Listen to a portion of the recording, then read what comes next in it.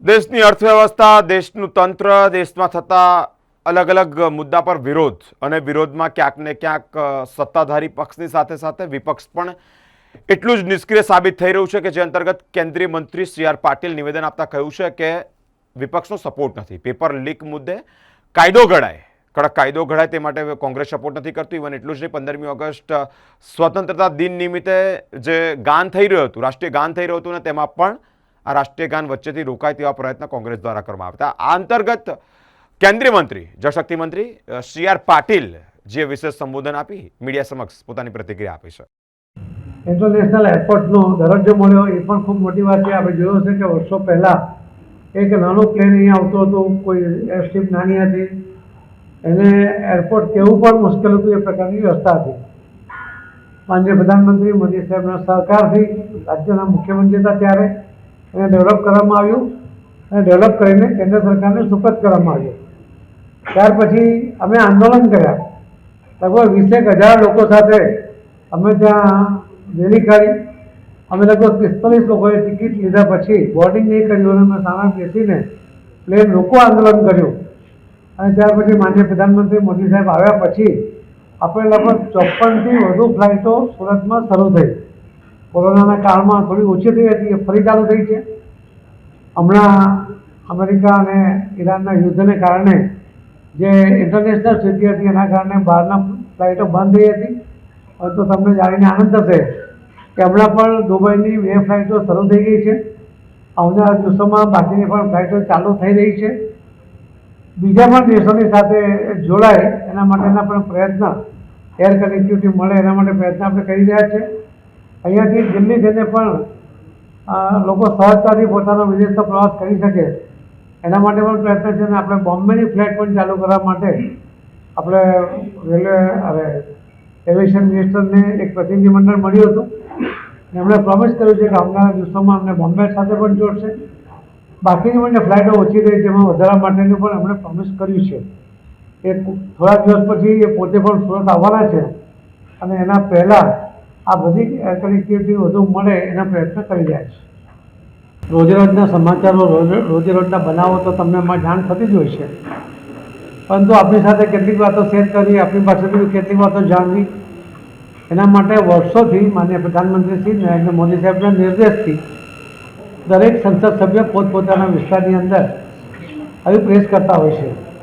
આજે પ્રભુભાઈ હાજર છે અને મુકેશભાઈ દલાલ આજે પ્રવાસમાં હોવાથી આવી શક્યા નથી, પરંતુ પ્રભુભાઈએ ખૂબ વિશેષ માહિતી આપણી સમક્ષ મૂકી છે. પેપર લીકનો મુદ્દો અને એની જે માંગણી હતી કે આવો પેપર લીક ફરી ન થાય એના માટેના કડક કાયદાની ચર્ચા કરવા માટે પણ કોંગ્રેસે સપોર્ટ નથી કર્યો. અને કોંગ્રેસ સપોર્ટિવ રાજ્યની અંદર પણ જ્યારે પેપર લીક થયું તો એના વિશે એક શબ્દ પણ કોંગ્રેસ તરફથી બોલવામાં આવ્યો નથી.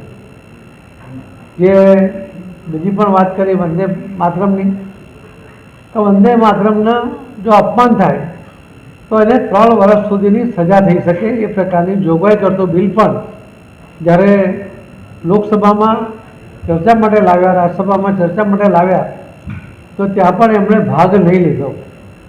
આજે બિલ પસાર થયા પછી આપણે જોયું હશે કે 15મી ઓગસ્ટના દિવસે કોંગ્રેસ કાર્યાલય દિલ્હીની અંદર જ્યારે વંદે માતરમનું ગાન ચાલતું હતું અને પૂરેપૂરું ગાન એ જે ગીત છે આખું વગાડવાનું હતું, એને બદલે વચ્ચેથી રોકવાનો પ્રયત્ન થયો.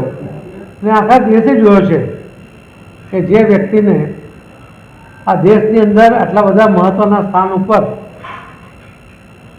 પોતે આ દેશના લોકોના સહયોગથી જ્યારે બેઠા છે ત્યારે એમણે આપણા જ દેશનો આ રાષ્ટ્રગીતને, જે રાષ્ટ્રગાનને એમણે અટકાવવાનો પ્રયત્ન કર્યો છે, એ પણ આખા દેશે જોયો છે. હું આપ સૌને પણ કે અમુક FCR બિલને કારણે આપણા દેશની અંદર અમુક વિદેશી તાકાત એ જે નુકસાન કરવાનો પ્રયત્ન કરે છે, એવો ફંડ મોકલીને આપણા દેશની આંતરિક વ્યવસ્થા ખોરવાઈ જાય એવો જે પ્રયત્ન કરતા હોય છે, એમને રોકવા માટે FCRનો જ્યારે બિલ આવ્યું ત્યારે એની પર ચર્ચા કરવાને બદલે હોબાળો કર્યો. એટલા જ માટે એને JPCમાં મોકલવામાં આવ્યું. જોઈન્ટ પાર્લામેન્ટરી કમિટી એ રાજ્યસભા અને લોકસભાના સભ્યો દ્વારા બનેલી કમિટી હોય છે. એ મિની પાર્લામેન્ટ કહેવાય છે ને એની અંદર બધા જ પ્રકારના ચર્ચાઓને સ્થાન હોય છે. એ બધાનો અભિપ્રાય પછી એ જે અભિપ્રાય લઈને જ્યારે પછી રિપોર્ટ એ પાછો લોકસભામાં આવે છે, રાજ્યસભામાં આવે છે ને ત્યાં એની પર ફરી ચર્ચા થાય છે. પણ આ મહત્ત્વના બિલને મંજૂર કરવાને બદલે એની પર લોકસભામાં કે રાજ્યસભામાં ચર્ચા કરવાને બદલે હોબાળો કરીને ફરજિયાતપણે એને જેપીસીમાં મોકલવાની ફરજ પડી છે. બહુ જ મહત્ત્વના બિલોને મોકલતા હોય છે, પરંતુ આ મહત્ત્વના બિલની ચર્ચાને બદલે જેપીસીમાં મોકલીને એને લેટ કરવાનો પ્રયત્ન પણ, કોઈકને સપોર્ટ કરવાનો પ્રયત્ન પણ કોંગ્રેસ દ્વારા કરવામાં આવ્યો છે. આવા અનેક બિલો, લગભગ જે 12 બિલોની વાત માન્ય શ્રી પ્રભુભાઈ કરી છે, આવા બિલો એ હોબાળા વચ્ચે મંજૂર થયા, જરૂરી ચર્ચા વગર મંજૂર થયા, એ દુઃખદ ઘટના છે. લોકસભા અને રાજ્યસભા એ ચર્ચાનો વિષય હોય છે. એની અંદર પ્રશ્નકાળની અંદર પણ સભ્યો પોતપોતાના વિસ્તારના કે દેશ માટેના કોઈ અનેક પ્રશ્નો એ પૂછતા હોય છે. એની એક સિસ્ટમ છે કે 543 સૌ સભ્યો, લોકસભાના અને રાજ્યસભાના 250 જેટલા સભ્યો એ જ્યારે પ્રશ્ન પૂછે છે ત્યારે એમાંથી ડ્રો થતા હોય છે અને એમાંથી ફક્ત 20 સભ્યોને 20 પ્રશ્નો લેવામાં આવે છે અને 20 પ્રશ્નોમાંથી પણ જ્યારે ચર્ચા થાય છે ત્યારે લગભગ 6-7 એક કલાકની અંદર 6-7 પ્રશ્નો આવતા હોય છે. એટલે ઘણો સમય પછી પ્રયત્ન કર્યા પછી ત્યારે લોકસભા કે રાજ્યસભાના સદસ્યને પ્રશ્નો પૂછવાનો મોકો મળે છે ત્યારે હોબાળો કરીને હાઉસ ચાલવા નહીં દેવું, પ્રશ્નોત્તરી કાળ પણ ચાલવા નહીં દેવું, વારંવારની સરકાર તરફથી પણ મિટિંગો કરીને એમને સમજાવવાનો પ્રયત્ન કર્યો, એમને સહયોગ મેળવવાનો પ્રયત્ન કર્યો. માન્ય લોકસભા અને રાજ્યસભાના અધ્યક્ષજીએ પણ, જેમના નેતૃત્વમાં આ પ્રેસ કોન્ફરન્સ યોજાઈ રહી છે, એવા અમારા દેશના આદરણીય પ્રધાનમંત્રી નરેન્દ્રભાઈ મોદી સાહેબના નેતૃત્વવાળી કેન્દ્ર સરકારમાં અગત્યનો વિભાગ સંભાળતા જલ શક્તિ મંત્રાલયના કેબિનેટ મંત્રીશ્રી અને તમામ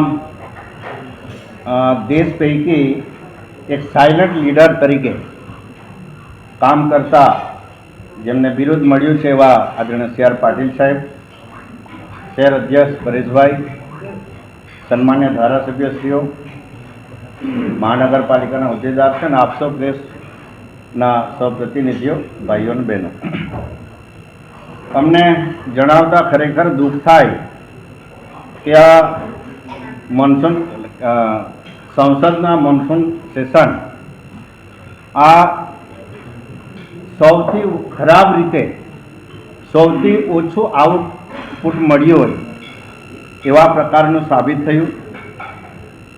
વિપક્ષ નેતા રાહુલ ગાંધી અને એમની સાથી ટીમ એમના દ્વારા સંસદને હંમેશા બાનમાં લેવાનો પ્રયત્ન કર્યો, સંસદનો સમય વેડફવાની વાત કરી અને આ સંસદના સમય દરમિયાન જે વ્યવસ્થાના ભાગરૂપે કરોડ રૂપિયાનો ખર્ચો એમાં થતો હોય છે. પ્રજાના પૈસા થકી આ સંસદ ચાલતી હોય છે. ત્યાં આવા કરોડ રૂપિયાનું નુકસાન કરવાનું કામ આ વિપક્ષ અને રાહુલ ગાંધીને એમની નાદાનિયતને કારણે આ થયું છે. સંસદમાં ઘણા બધા આખા દેશના તમામ વિસ્તારના તમામ રાજ્યોના પ્રશ્નોત્તરીમાં પ્રશ્નો કરતા હોય છે. 377 મારફત જે તે વિસ્તારની સમસ્યા લોકસભાના ફ્લોર પર લાવવાનો પ્રયત્ન કરતા હોય છે. રાજ્યસભાના સભ્યો રાજ્યસભાના ફ્લોર પર આ પ્રશ્નો લાવવાના પ્રયત્ન કરતા હોય છે.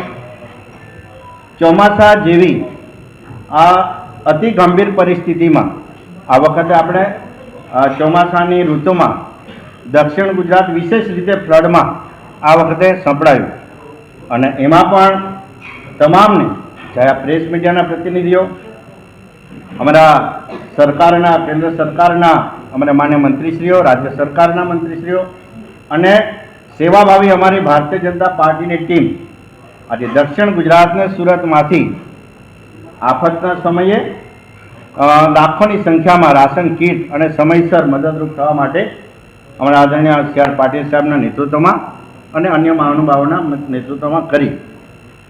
ત્યારે આવી પરિસ્થિતિમાં, આ ફ્લડની પરિસ્થિતિમાં 0 વર્ષમાં પ્રશ્ન ઉઠાવીને જ્યાં જ્યાં આવી આફતો આવી છે, જ્યાં જ્યાં બાળ આવ્યા છે, ત્યારે એવા એ પ્રશ્નો પણ રજૂ કરવાની તક આ કોંગ્રેસને લઈને મળી શકી નહીં.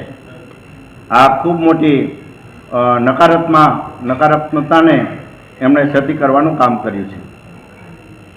રાહુલ ગાંધીએ અને તેમની સમગ્ર ટીમે સંસદ આવા સકારાત્મક કામો માટે, દેશના વિકાસ માટે નિર્ણાયક બિલો પાસ કરવા માટેનું માધ્યમ છે, એક આપણું અગત્યનું પ્લેટફોર્મ છે. પણ આ સંસદને, આ બંને ગૃહોને બાનમાં લઈને એમણે માત્ર ને માત્ર આ પોલિટિકલ પ્લેટફોર્મ બનાવીને પોલિટિકલ સ્ટન્ટ અને નોટંકી કરવાનું માધ્યમ એમણે બનાવ્યું. એ આખું જ ક્ષતિ થાય છે આ સંસદના સત્રમાંથી. લોકશાહીની ગરિમા એમણે જાળવી નથી. અનેક મુદ્દા એવા આવ્યા, કેન્દ્ર સરકારના મંત્રીઓ, આપણા વિશેષ ગુજરાતના જેવા હોમ મિનિસ્ટર અમિતભાઈ શાહ સાહેબ અને તમામ વિભાગના મંત્રીઓ અને આપણી સરકાર હંમેશા ચર્ચા કરવા માટે સ્પીકર દ્વારા અનેક વખત એમને વિનંતી કરવામાં આવી, તેમ છતાં પણ એમણે હંમેશા સંસદના હાઉસથી ભાગતા બહાર જઈને ગમે તેવા સ્ટેટમેન્ટ આપવા, એવા પ્રકારનું કૃત્ય કર્યું. એટલે કેન્દ્ર સરકારની લોકશાહીની ગરિમાનું એકદમ હનન કરવાનું કામ આ બંને ગૃહો દ્વારા એમના દ્વારા કરવામાં આવ્યું છે. આગળ વધીને વાત કરું તમામ સમાજ હિતના કામો માટે ઘણા બધા એવા આ વખતે આ લોકસભામાં 12 જેટલા બિલો, અગત્યના બિલો પારિત થયા. બિલોની વિશેષ માહિતી માનનીય મંત્રી શ્રી પાટીલ સાહેબ આપણને આપશે. પણ એ બિલોમાં પણ એમણે જે સકારાત્મક બિલો હતા, રાષ્ટ્ર માટેના બિલો હતા, પણ એમણે બિલોમાં ક્યારે પણ એમણે ભાગ નહીં લીધો. ત્યારે એવા બિલોની તમને ટૂંકમાં માહિતી આપું, બધા જ બિલોની. પણ મોન્સૂન સેશનમાં આ 12 જેટલા બિલો પૈકી અગત્યનું બિલ કે જેના માટે જેનજી રસ્તા પર એમને ખોટી દોરવણી દ્વારા, કેટલાક મુદ્દે એમના સાચા પણ હતા, એમની લડાત, જો આ દેશના, ભારત દેશના કોઈ પણ નાગરિકને પોતાની વ્યથા રજૂ કરવા માટે, પોતાની લાગણી રજૂ કરવાનું માધ્યમ એક આવેદનપત્ર આપી શકાય, તમને યોગ્ય ફોરમમાં ધરણા કરી શકાય, નો ડાઉટ. પણ આજે માત્ર 15-20% વિદ્યાર્થીઓને એમને ખોટી રીતે બાનમાં એમને દોરવણી કરીને જેનજીના અવળા રસ્તે દોર્યા અને જે પરીક્ષાનું આપણે જે પરીક્ષામાં આપણે ગેરરીતિ અને નકલ કરતા આ બિલને રોકવા માટેનું એ અગત્યનું બિલ આ કેન્દ્ર સરકારમાં લાવ્યા. એના માટે વિશેષ ચર્ચા કરવા માટે અમે માગણી કરી, પણ એ આપણે નહીં કર્યું. અને એમાં ખાસ કરીને આ જે બિલ છે, the public examination prevention of unfair means amendment bill 2026, આ અગત્યનું બિલ હતું. તો આ બિલમાં પણ એમણે નહીં ભાગ લીધો અને વિદ્યાર્થીઓને ગેરમાર્ગે દોરીને આખા દેશમાં આંદોલન કરી. એને એ લોકો કોંગ્રેસને શાસિત રાજ્યોમાં પણ આવા પેપર લીકના મુદ્દાઓ બન્યા, ત્યાં એમની અલગ જુબાની, અને કેન્દ્ર સરકારની વાત આવી ત્યારે અલગ જુબાની એમની હોય છે.